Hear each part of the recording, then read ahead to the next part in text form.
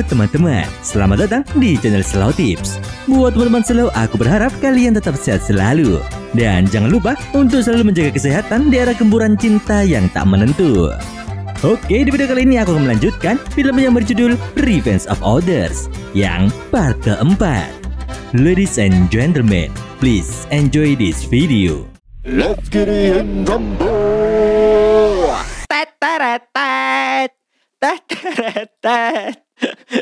Ayo mau cerita nih, langsung bahas film rasa suwe-suwe. Di episode sebelumnya terlihat aksi perkelahian antara Jisoo dan Sajung.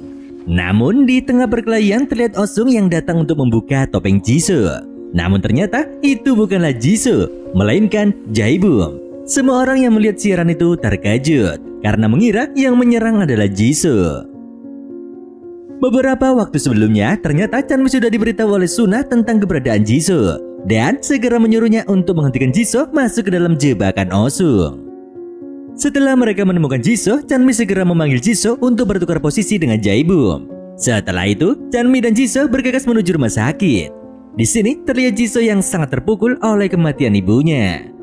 Di sisi lain, Osung terlihat sangat marah karena yang tertangkap bukanlah Jisoo, melainkan Jae-bum. Namun di saat akan pergi, tiba-tiba polisi datang dan mengepung mereka. Di sini detektif Jin menyuruh Osung untuk menjelaskan apa yang terjadi di kantor polisi. Di dalam terlihat Sajung yang masih tak percaya jika pelakunya adalah Jae-bum. Kemudian dia mendesaknya untuk memberi penjelasan. Di saat Sajung akan mengajar Jae-bum, detektif Jung datang untuk menghentikan mereka. 두 사람 경찰서로 같이 좀 가자. Keesokan harinya, Chanmi dan yang lain pergi ke rumah duka untuk memberikan penghormatan terakhir kepada ibu Jisoo. Di sisi lain, detektif Jin melaporkan kejadian semalam kepada kepala polisi. Jika semua peristiwa itu direncanakan oleh Osung. Dia merasa Osung terlibat dalam beberapa kasus yang terjadi sebelumnya. Setelah itu, Jae-bum diinterogasi oleh detektif Jin mengenai alasan dia menyamar sebagai pahlawan. Jae-bum menjawab dengan santai jika dirinya hanya ingin menjadi populer dan mengaku jika topeng itu dia temukan secara kebetulan di tengah jalan. Mendengar hal itu, detektif Jin tak menaruh curiga. Detektif Jun yang juga menginterogasi Sajung mendapat jawaban yang sama, yang dimana Sajung tak mengetahui apapun. Di sini, detektif Jun mengatakan jika Sajung tak menyadari jika dirinya sedang dimanfaatkan oleh Osung. Selanjutnya, Osung diinterogasi oleh kedua detektif tersebut. Namun, dia membantah semua tuduhan yang mengarah kepadanya. Detektif Jin menganggap jika yang terjadi bukanlah sebuah lelucon. Dia juga menduga jika Osung terlibat dalam 2 kasus pembunuhan yang terjadi. Sehingga dia mungkin menciptakan kekacauan untuk mengalihkan perhatian dari pelaku yang sebenarnya. Osung yang merasa dianggap sebagai kambing hitam, dia pun berkata jika pelaku yang sebenarnya adalah Jisoo. 범인이라고 생각하는데요, 저는.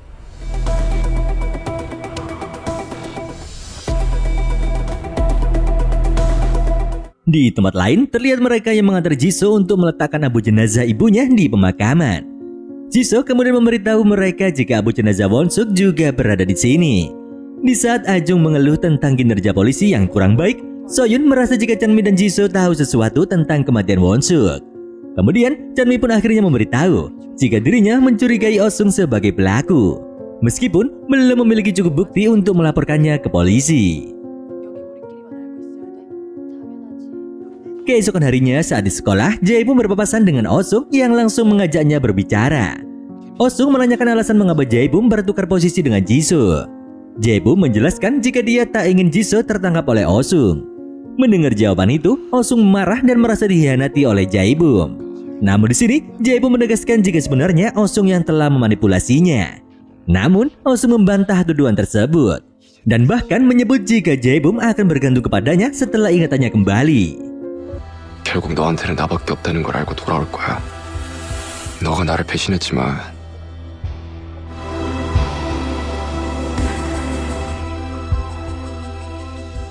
Di sisi lain, Chanmi mencoba menghibur Jisoo dengan mengajaknya pergi ke pantai. Di malam harinya, Chanmi menunjukkan foto Won-suk bersama teman-temannya. Chanmi beranggapan jika kakak Jisoo mungkin berpacaran dengan salah satu dari mereka. Mendengar hal itu, Jisoo mengatakan jika saat ini orang yang tahu banyak tentang kejadian Won-suk adalah Osung. Di tempat lain, Osung dimarahi oleh ayahnya atas kejadian yang terjadi. Sang ayah juga meminta Osung untuk menyerahkan ponselnya dan menyuruhnya untuk tak berkeliaran, kecuali ke sekolah. Sementara itu, Jae-bum kembali merasa bingung karena dirinya sering melakukan tindakan yang tak terduga.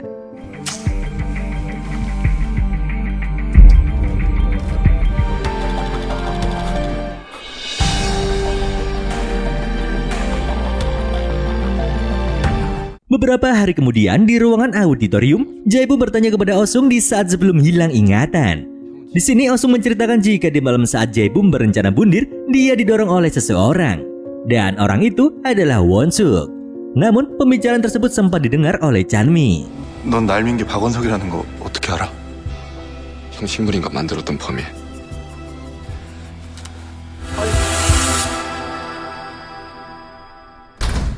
Jisoo yang sudah masuk ke sekolah sempat bertemu dengan Osung. Di sini Osung mengatakan meskipun Jisoo berhasil lolos karena melibatkan Jae-bum, namun dia yakin jika Jisoo akan tertangkap dan dipenjara. Jisoo yang sudah muak dengan perkataan Osung sempat akan mengajarnya. Namun tiba-tiba saja Jisoo pingsan akibat penyakit yang dideritanya.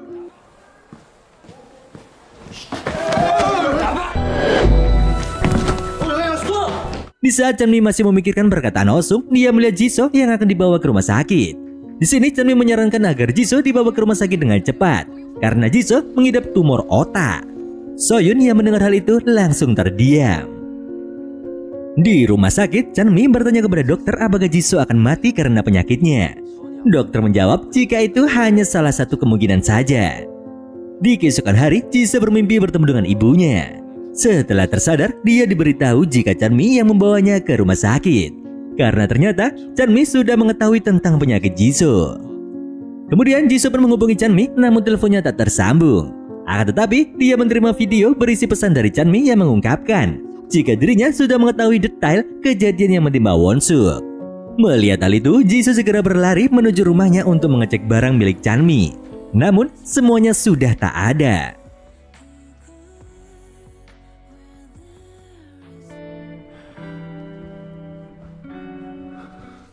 지수원, 네가 안 강해. Sementara itu, Chanmi sudah sampai di Busan dan mengirimkan video permintaan maaf mewakili Won-suk atas apa yang kakaknya lakukan kepada Jae-bum. Mendengar video tersebut, Jae-bum masih bingung dengan situasi yang terjadi. Di sisi lain, Jisoo yang masih belum bisa menghubungi Chanmi mulai mencurigai Osung dan memutuskan untuk menghubunginya. Namun karena nomornya tak bisa dihubungi, Jisoo memutuskan untuk mendatangi rumah Osung. Sesamanya di sana, ternyata Sajung juga berada di sana. Jisoo pun langsung bersembunyi untuk memperhatikan mereka. Di sini dia melihat tali sepatu milik Osung dan mulai berpikir jika pelaku yang dicari selama ini adalah Osung. Tak berselang lama, Sajung mengajak Osung untuk pergi. Melihat hal itu, Jisoo pun mengikuti mereka. Singkat cerita, di saat mereka berada di dalam karavan, Sajung mengatakan jika mereka harus menghabisi Jisoo. Namun, Osung sudah memiliki rencana untuk melawan Jisoo. Tak lama kemudian, Jisoo datang dan mengetuk pintu karavan mereka. Di sini, dia pun langsung menyerang mereka berdua. Osung yang ketakutan berusaha untuk melawan dengan mengambil pisau. Di sini, Jisoo berkata jika Osung adalah pelakunya. Namun, dia mencoba menjebak Jae-bum dan menuduhnya sebagai pelaku. Hingga akhirnya Jisoo dengan mudah melumpuhkan Osung.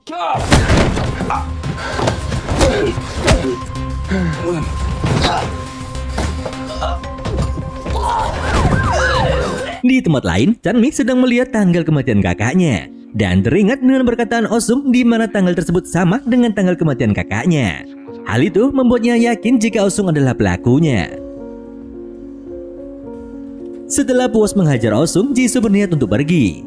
Namun, tiba-tiba Sajung menyerangnya. Beruntungnya, Jisoo berhasil menghindar. Dan di saat Jisoo akan menghabisinya, dia segera dihentikan oleh Jae-bum yang sudah tiba di sana. 그만해.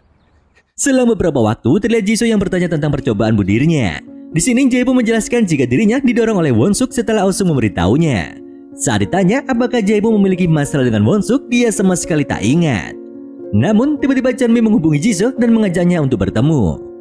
Di pertemuan itu, Chanmi memberitahu jika Osung sudah berbohong. Dia lalu menunjukkan foto dirinya dengan Won-suk, di mana tanggal foto itu sama dengan tanggal Jae-bum melakukan percobaan bundir. yang artinya bukan Won-suk yang mendorongnya. Singkat cerita, Oh-sung dimarahi oleh ayahnya karena berkelahi. Di sini sang ayah juga menyinggung Oh-sung yang menjadi tersangka karena tanda terima miliknya ditemukan di TKP. Meskipun bukti mengarah kepadanya, Oh-sung tetap membantah. Dia juga menuduh jika pelakunya adalah Jisoo. Di sisi lain, Chanmi meminta Jisoo untuk menunggunya karena Chanmi akan mengambil tas yang tertinggal. Namun di saat Chanmi pergi mengambil tasnya, tiba-tiba Sajung dan preman bayarannya menangkap Jisoo. Melihat hal itu, Chanmi berusaha untuk menolongnya. Namun dia tak bisa berbuat banyak. Di sini Sajung mengancam akan menghabisi Jisoo jika Chanmi melapor ke polisi. Setelah mereka pergi, Chanmi pun menghubungi Jae-bum untuk meminta bantuan. Di sini Jae-bum meminta agar Chanmi tak melapor ke polisi karena dia yang akan mencari mereka. Jisoo kemudian dibawa ke ruangan gelap dan diikat di kursi, sama seperti yang pernah dia lakukan kepada Sajung. Di sini Sajung juga berniat untuk menghancurkan kaki Jisoo. Namun Sajung tak ingin melakukan hal itu karena dirinya ingin Oh-sung yang melakukannya. Sementara itu, Jae-bum bermimpi tentang orang yang mendorongnya adalah Oh-sung. Meskipun itu hanya mimpi, Jae-bum merasa jika ingatannya mulai kembali.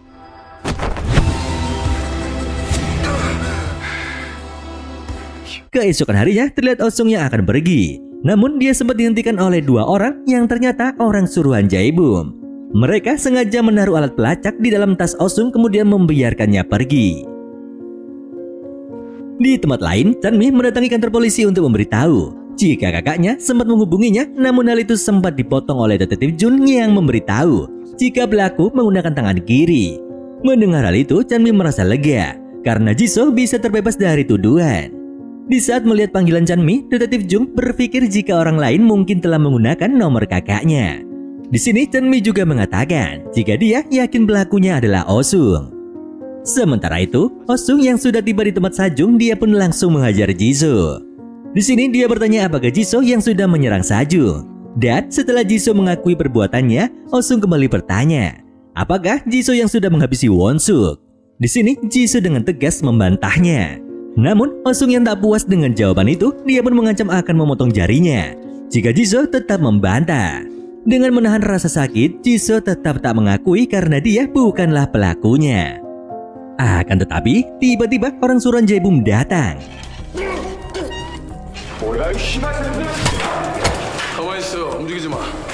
Di sini, Oh-sung beserta anak buahnya tak bisa berkutik.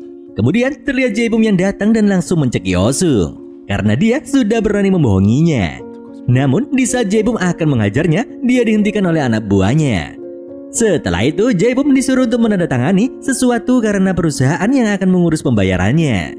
Di sini terlihat ada yang aneh karena Jae-bum menulis menggunakan tangan kirinya dan menulis nama Sok Jae-jun. Namun setelah sadar dia kembali menulis dengan tangan kanan.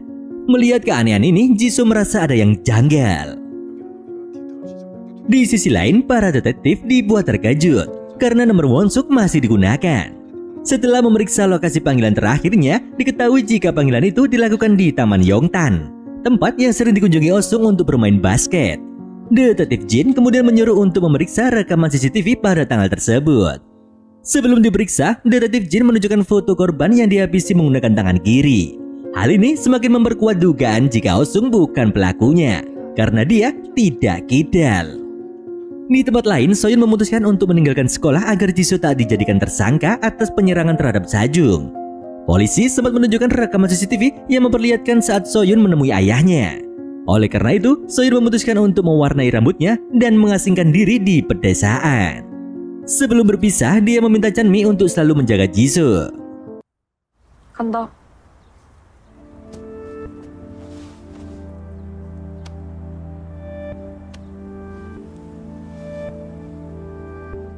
Sementara itu, Oh-sung menemui ayahnya di kantor polisi dan memberitahunya jika tak lama lagi semua kasus yang sedang diselidiki akan segera terungkap. Oh-sung mengatakan jika semua kejadian ini bermula karena Ji-hyun. Mendengar hal itu, sang ayah langsung terkejut.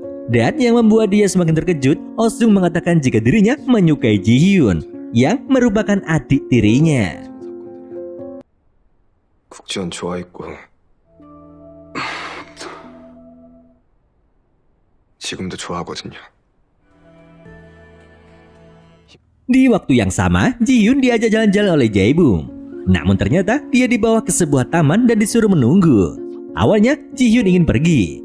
Namun setelah Jae-bum mengatakan jika dia tahu soal ciumannya dengan Oh-sung, Ji-hyun pun terdiam. Selama beberapa waktu, Oh-sung yang datang memintanya untuk melepaskan Ji-hyun. Namun Jae-bum menolak dan mengungkapkan jika Ji-hyun akan menjadi saksi dalam pembicaraan mereka. Di sini Jae-bum berkata jika Oh-sung adalah orang yang mendorongnya dari atas gedung. Namun Oh-sung tetap berusaha membantah tuduhan tersebut karena saat itu dia sedang marah.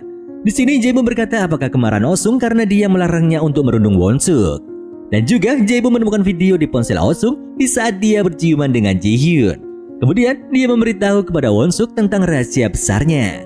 Oleh karena itu Won-suk mengetahui rahasia besar yang disembunyikan oleh Oh-sung. Mendengar hal itu, Ji-hyun yang marah langsung menampar Oh-sung. Kemudian dia pun pergi dari sana. Di sini Jae-bum kembali menanyakan tentang Oh-sung yang mendorongnya. Hingga akhirnya Oh-sung pun mengakui semua itu. 내 안에 또 다른 놈이 있다는 거 언제부터 알고 있었어? 이제 다 왔네. Jae-bum yang mendengar pengakuan Oh-sung sangat marah karena dirinya merasa dipermainkan. Kemudian Oh-sung bertanya apakah itu semua alasan Jae-bum membenci Won-suk hingga Jae-bum berani menghabisi Won-suk.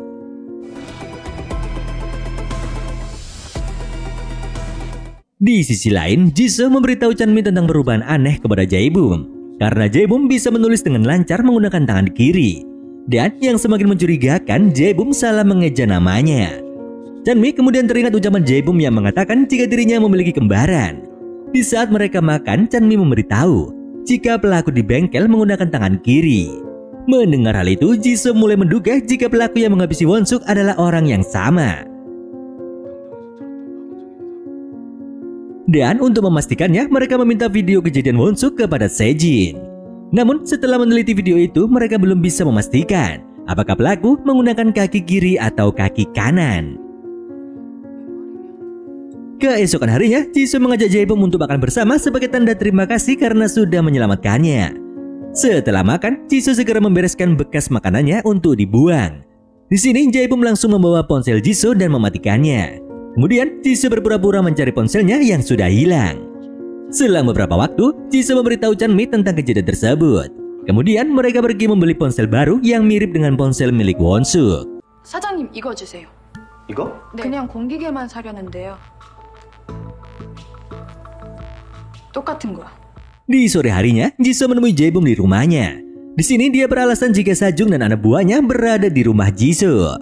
Setelah Jae-bum mengambil minuman, tiba-tiba dia menerima pesan berisi gambar yang mirip dengan ponsel milik Won-suk. Karena ternyata semua itu adalah bagian dari rencana Chanmi dan Jisoo. Jika Jae-bum terlihat panik setelah menerima pesan tersebut, maka dia adalah pelakunya. Dan dugaan mereka ternyata benar. Jae-bum menyuruh Jisoo untuk pulang karena dirinya akan segera pergi. 내가 급하게 볼 일이 생겨서 나가봐야 될 것 같은데. 고맙다. 미안해. Singkat cerita, terlihat Jae-bum yang berada di kandang kuda. Di sini dia memeriksa ponsel Won-suk yang sempat dikubur di sana. Ketika Jae-bum memeriksa ponsel tersebut, ternyata Jisoo muncul di sana secara mengejutkan. Melihat hal itu, dia pun semakin panik. Di sini Jisoo yang mengetahui jika itu ponsel milik Won-suk, dia pun memintanya secara baik-baik. Akan tetapi, tiba-tiba kepalanya dihantam oleh Oh-sung yang membuat Jisoo pingsan.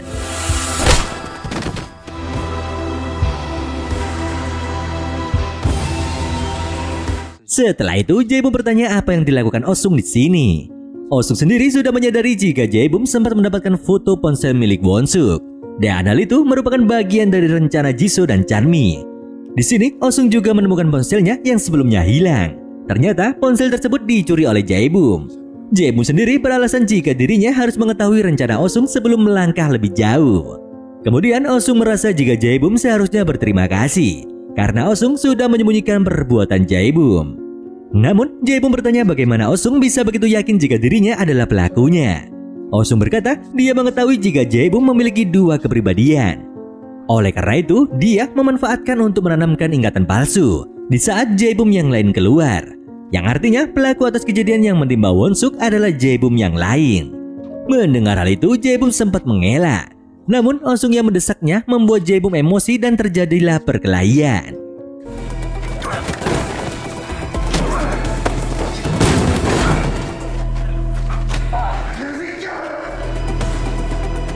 Setelah perkelahian itu, Jisoo akhirnya pergi menemui Chanmi.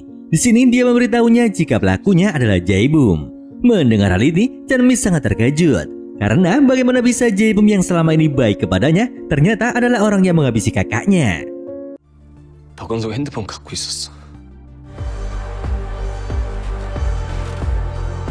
Di keesokan harinya, terlihat mobil Jae-bum yang ditemukan di tepi sungai. Kemudian, polisi segera dikerahkan setelah menerima laporan jika Jae-bum menghilang.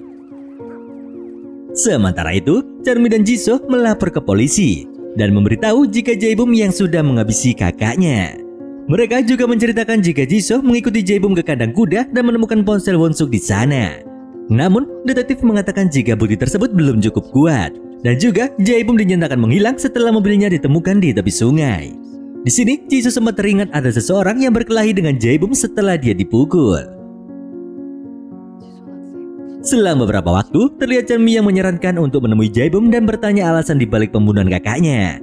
Namun Jisoo melarangnya karena dia tahu jika tak ada alasan untuk menghabisi seseorang. Sementara itu, detektif mulai menduga jika Oh-sung dan Jae-bum bekerjasama dalam pembunuhan Won-suk. Di sisi lain, Chanmi yang merasa tak bisa membiarkan sang pelaku, dia pun memutuskan untuk pergi menemui Oh-sung. Saat bertemu, dia meminta maaf karena telah menuduh Oh-sung. Namun Oh-sung mengatakan jika permintaan maaf saja tak cukup. Karena hal itu hanya berlaku jika korban setuju untuk menerimanya. Chanmi kemudian berkata tentang Oh-sung yang sudah membuat Jisoo jatuh pingsan. Seolah-olah dia tahu jika Oh-sung adalah pelakunya. Chanmi juga menceritakan apa yang terjadi di kandang kuda. Dia menduga jika Oh-sung adalah kaki tangan Jae-bum yang juga menghabisi kakaknya. Tanpa diduga, Chanmi ternyata merekam seluruh percakapan mereka dan segera mengirimkan rekaman itu kepada detektif Jin. Melihat hal itu, Oh-sung pun sangat marah. Kemudian dia juga mengancam akan menghabisi Chanmi. 사과는 그때 가서 받을게.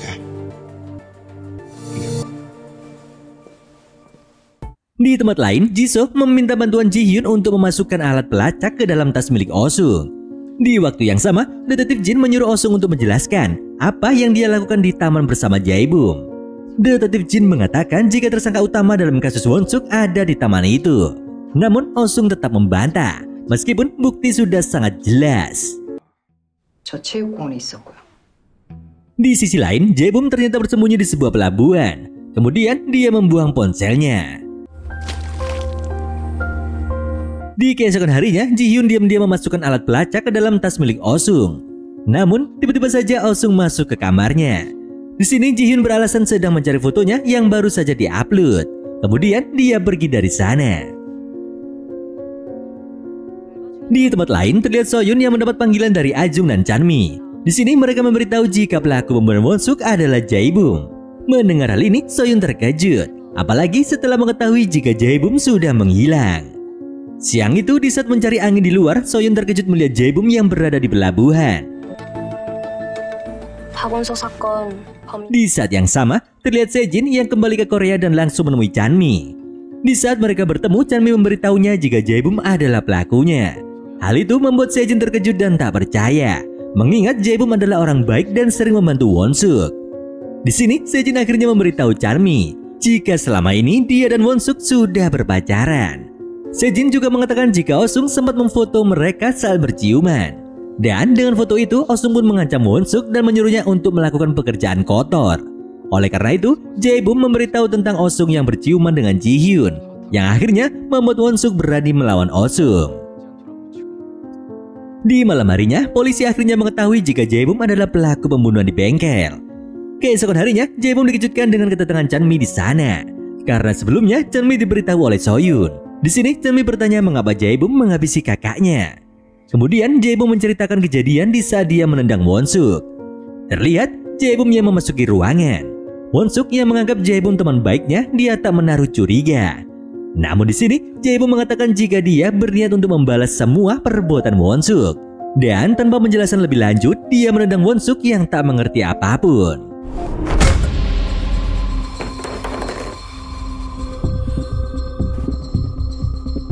Setelah menceritakan semua kejadian itu, Jae-bum mengaku jika dirinya tak ingat sudah menghabisi Won-suk. Dia menjelaskan jika ada orang lain di dalam dirinya. Dan di saat Jae-bum menghubungi Chanmi menggunakan ponsel milik Won-suk, dia juga tak mengingatnya. Akan tetapi, tiba-tiba Jae-bum merasa pusing dan mual. Chanmi yang menghampirinya segera diserang oleh Jae-bum.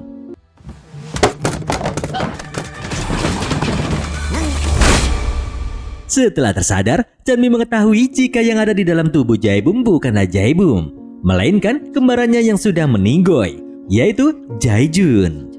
Chanmi pun bertanya mengapa Jae-jun memasuki tubuh Jae-bum dan melakukan semua kejahatan ini.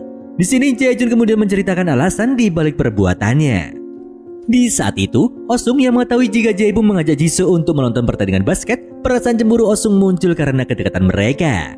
Karena sebenarnya Oh-sung menyimpan perasaan suka terhadap sesama jenis. Dan ciumannya dengan Ji-hyun hanya pengalian saja. Di saat Jae-bum mengambil tiket pertandingan, dia juga mengambil tanda terima milik Oh-sung yang sudah disobek. Kemudian, di saat mencoba menghubungi Jisoo, dia tak sengaja melihat Jisoo dan mengikutinya hingga ke bengkel mobil.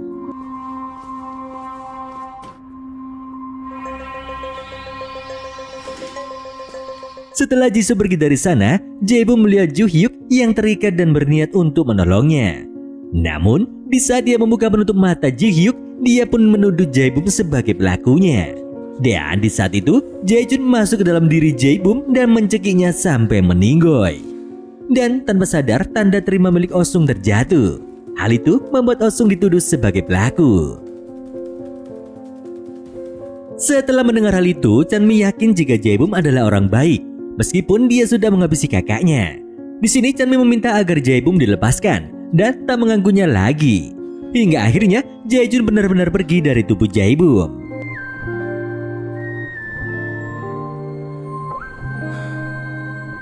Di saat Jae-bum kembali, dia berniat untuk mengakhirinya. Namun dengan cepat Chanmi berhasil menghentikannya.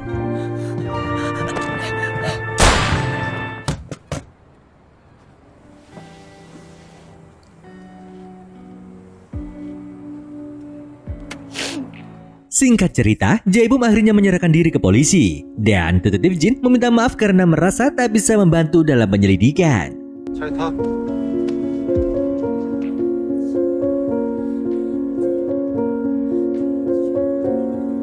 Di sekolah, Jisoo diminta oleh Ji-hyun untuk datang ke atap sekolah untuk membahas mengenai Oh-sung. Sesamanya di sana, ternyata Oh-sung sudah mengikat Ji-hyun. Karena ternyata Oh-sung sudah mengetahui jika Jisoo menyuruh Ji-hyun untuk menaruh alat pelacak di dalam tasnya. Di sini, Oh-sung menyuruh Jisoo untuk berlutut dan meminta maaf. Jika tidak, Ji-hyun akan terluka. Kemudian Oh-sung pun langsung menendang Jisoo. Namun, Jisoo membalas dan perkelahian pun terjadi. Dalam usaha untuk melindungi diri, Jisoo tanpa sengaja mendorong Oh-sung hingga meninggoy.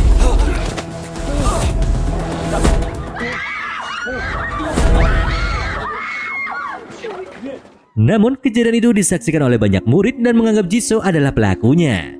Suna yang mengetahui kejadian itu, dia pun mengirim pesan kepada semua murid dan memberitahu jika Jisoo adalah pahlawan yang sudah menghukum Oh-sung. Di sini dia juga meminta semua murid untuk mendukung Jisoo agar tak ditangkap polisi.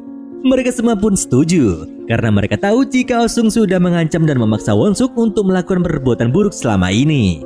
Selama beberapa waktu, detektif Jin datang ke sekolah untuk mengumpulkan kesaksian para murid. Namun dia tak mendapatkan banyak informasi, karena semua murid memilih bungkam dengan mengatakan jika tak ada orang lain selain Oh-sung. Ji-hyun yang saat itu terlibat juga mengatakan hal yang sama. 그러다 갑자기 뛰어내렸어요. Hingga akhirnya setelah kejadian itu semua, para murid merayakan kelulusan mereka dengan berfoto bersama. Terlihat Soyun yang kembali ke sekolah dan ikut merayakan. Di sisi lain, Jisoo memutuskan untuk tak bergabung dan memilih untuk meninggalkan sekolah dan mulai menjalani kehidupan baru. Semua murid mengucapkan selamat tinggal dan menyayangi Jisoo.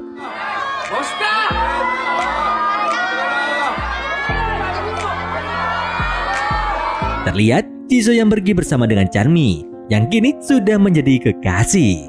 Di sini Jisoo mengatakan jika penyakitnya sudah sembuh total. Hingga akhirnya film pun selesai. Dari cerita ini kita bisa mengambil pelajaran. Jika cinta terlarang akan mengakibatkan sesuatu yang buruk. Oleh karena itu, marilah kita bercinta dengan normal dan positif.